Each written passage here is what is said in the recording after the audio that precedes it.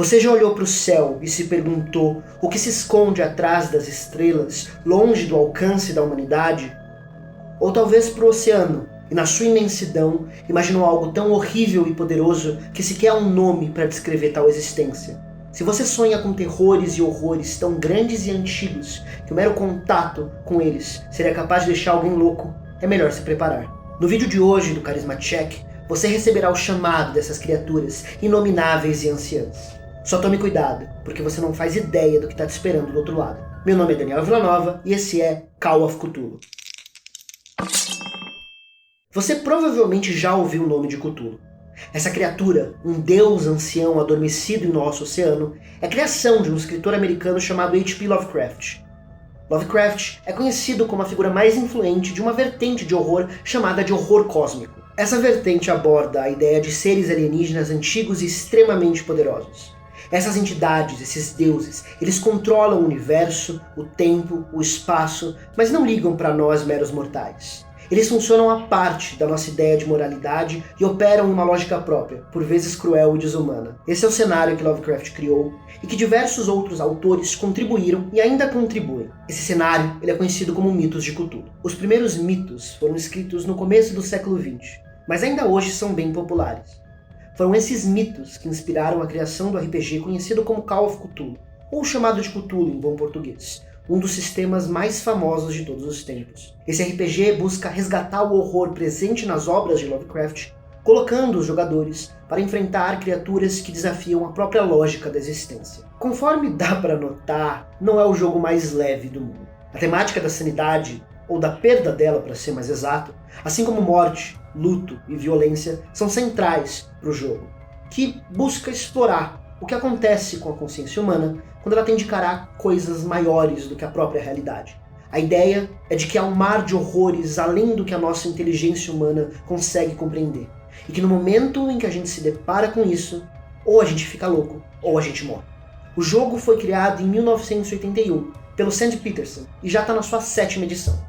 Hoje, entretanto, a gente vai fazer algo um pouquinho diferente. O sistema feito pela Chaosium, a editora de Call of Cthulhu, é ótimo, mas eu prefiro uma adaptação feita para o Novo Mundo das Trevas, ou Chronicle of Darkness, aquele dos vampiros, dos lobisomens e afins. Nós jogamos uma one-shot aqui no Carisma Check de Call of Cthulhu e usamos o Novo Mundo das Trevas. Então eu vou te ensinar o básico desse sistema e de como fazer essa adaptação para o Call of Cthulhu, que foi criada pelo Tio Nitro. O Novo Mundo das Trevas é bem simples e é jogado com dados de 10 faces. Toda rolagem é baseada na combinação de 2 valores, um atributo e uma habilidade. São 9 atributos no total, e eles são divididos nas seguintes categorias: mentais, físicas e sociais. Os atributos mentais são inteligência, raciocínio e perseverança. Os físicos são força, destreza e vigor. E os sociais são presença, manipulação e autocontrole. Cada atributo pode ir de 1, o nível mais baixo, até 5, o nível mais alto. Com 1 em força, por exemplo, você é alguém fraco, raquítico, sem força. Já com 5, você é uma das pessoas mais fortes que existem no mundo.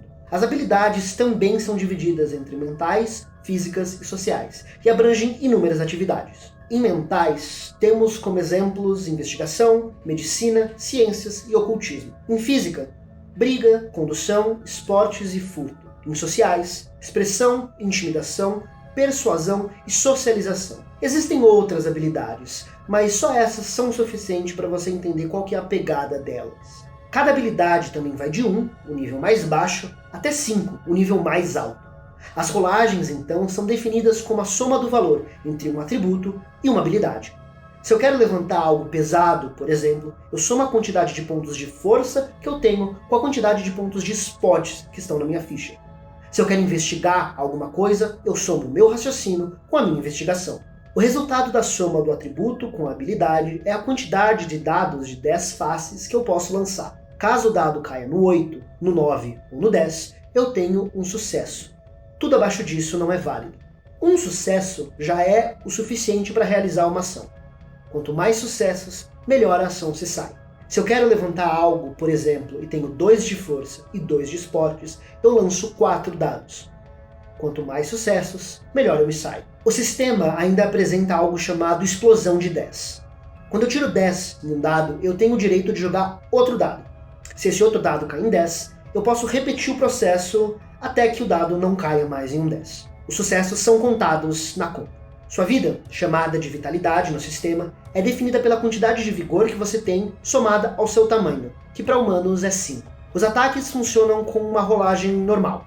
Você soma sua força ou sua destreza com seu armamento, armas de fogo ou briga, a depender de como você está atacando o seu adversário. Se você estiver utilizando um revólver ou uma espada, por exemplo, você também ganha alguns dados a mais pelo equipamento. Cada sucesso na rolagem de ataque é um dano realizado no seu oponente. A vida das personagens costuma ficar na casa das unidades, então dá para perceber que é um sistema bem mortal. O sistema ainda tem algumas outras complexidades, mas esse é o básico do básico para você começar a jogar. Uma das coisas mais importantes de Call of Cthulhu, entretanto, são os famosos pontos de sanidade. Esses pontos determinam o quão são e estável a sua personagem é. À medida que você vai enfrentando os horrores Lovecraftianos, seus pontos de sanidade vão caindo. Para saber quantos pontos de sanidade você tem, a conta não é tão simples, mas a gente vai tentar te ajudar.